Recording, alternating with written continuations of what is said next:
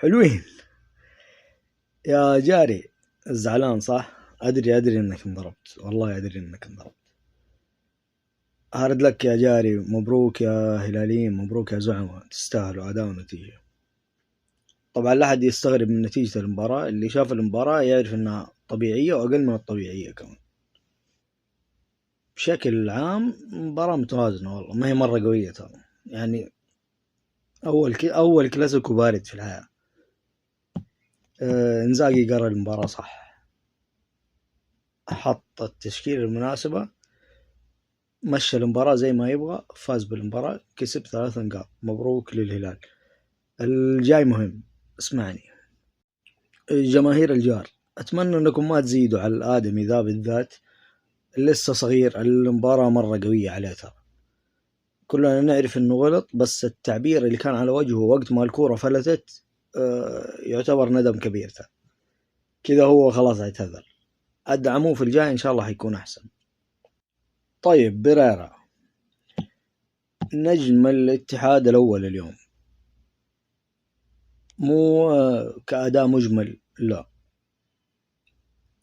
يعني لو ما اجتهد اليوم هذا الآدمي وكان صاحي كانت النتيجة 4-0 بالراحة، لكن كان مجتهد، سوى اللي عليه، الباقي مو في يده، المباراة مرة كبيرة والهلال مرة أجهز، كان صعب يسوي كل شيء بنفسه يعني.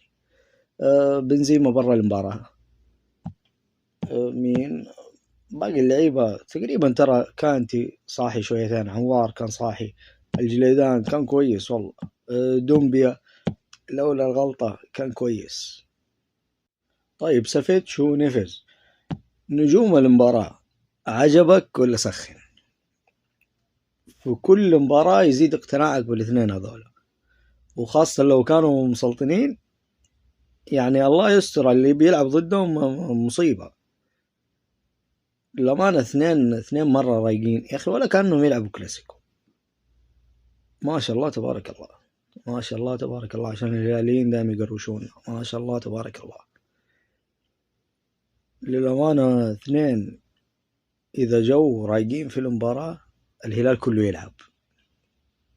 لا تستغرب من مستوى اليوم، مع أنه تشكيلة الهلال ترى مو مرة لا فيها نقص، لكن هذول الاثنين يكملوا أي نقص موجود يا أخي، يشغلوا الملعب كله معاهم بكور حلوة، بتركيز مرة عالي، يتكلموا مع اللعيبة، يوجهوا اللعيبة، وهذه فائدة لاعب الخبرة.